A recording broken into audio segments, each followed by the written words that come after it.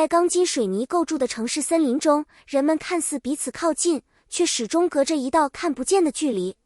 雾中之蓝正是在这样的现实背景下展开，用雾作为核心意象，将现代人内心的迷茫、不安与渴望具象化。故事一开始，观众便被带入一种若即若离的氛围，街道被晨雾笼罩，灯光被柔化，人与人之间的关系也变得模糊不清。这不仅仅是视觉上的设计，更是一种情绪的铺垫。导演通过细腻的镜头语言，让观众感受到一种看不清未来却仍然前行的状态。爱情在这样的环境中萌芽，不再是轰轰烈烈的一见钟情，而是一种在不确定中逐渐确认的情感。观众会在剧情推进中不断产生疑问：他们真的适合彼此吗？这段关系能否穿越迷雾？正是这种不确定性，让故事更具吸引力，也让每一个细节都值得反复品味。由谭松韵饰演的女主角是一个极具层次感的人物，她将所有情绪封存在内心，用冷漠与距离感作为保护壳。她对艺术的执着近乎偏执，在陶瓷创作中，她可以表达一切，却唯独无法面对真实的自己。她的孤独不是表面的，而是深入骨髓的。而徐凯饰演的男主则是一个看似掌控一切，却在情感上迟钝的人。他擅长分析数据，解决问题，却无法用逻辑解释喜欢这种情绪。他的真诚往往带着笨拙，但正是这种不完美，让角色更加真实动人。两人之间的吸引力并非传统意义上的互补，而是一种深层次的对抗与融合。他们在不断碰撞中试图理解彼此，也在冲突中逐渐靠近。这种关系比单纯的甜蜜更具张力，也更容易引发观众共鸣。这段感情的建立并不是线性的，而是充满反复与挣扎。最初，女主对男主的靠近充满警惕，她习惯用冷淡回应一切热情，而男主则像一个执着的观察者，不断尝试理解她的世界。他不急于表达爱意，而是用行动一点点打破他的防线。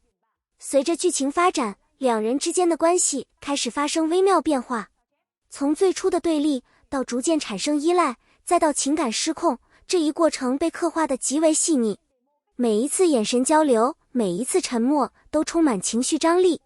然而，这段感情并非一帆风顺，过去的阴影、现实的压力、价值观的差异，都成为他们必须面对的考验。观众在观看时，不仅是在磕糖，更是在经历一场情感的洗礼。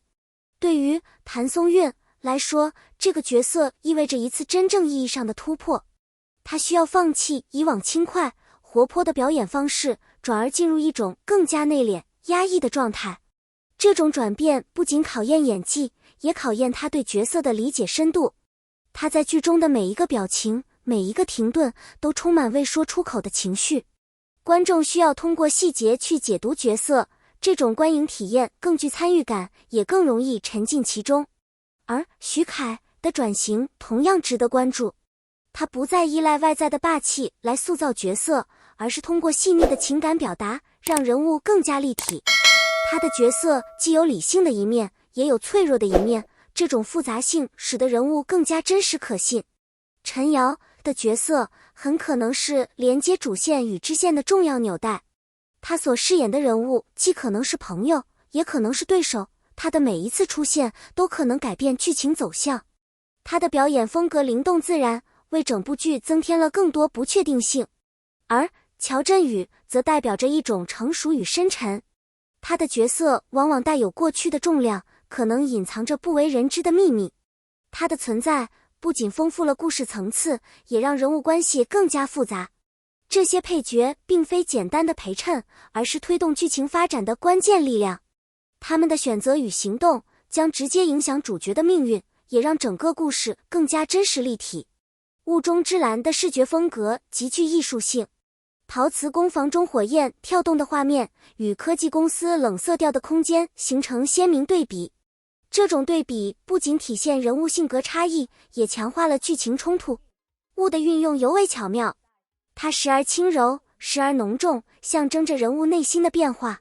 当情感逐渐清晰时，画面也变得明亮；当矛盾加剧时，雾气再次笼罩一切。这种视觉隐喻让观众在无意识中感受到情绪变化。此外，镜头语言也非常克制，大量使用长镜头与静态画面，让观众有时间去感受人物情绪，而不是被快速剪辑所干扰。这种节奏使整部剧更具电影质感。当徐凯与谭松韵再次携手回归荧幕，这不仅仅是一次简单的二搭，更像是一场观众情感记忆的重新唤醒。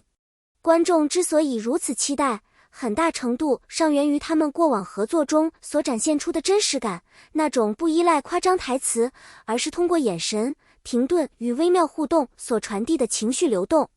在《雾中之蓝》中，这种化学反应被放置在一个更加复杂的情感结构之中。不同于传统偶像剧的高甜输出，本剧更强调情绪的层层递进。观众会看到他们从陌生、试探到逐渐信任，再到情感失控的全过程。这种变化不是突兀的，而是像水流一样缓慢却不可逆的推进。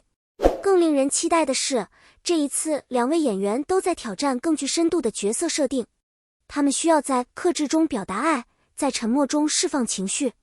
这种表演方式对观众来说更具参与感，你不再是被动接受剧情，而是主动去感受与解读。与此同时，观众的共鸣也将成为本剧成功的关键。当屏幕中的人物挣扎、犹豫、选择时，观众很容易在其中看到自己的影子，那些未说出口的话，那些错过的时机，那些在理性与情感之间的摇摆。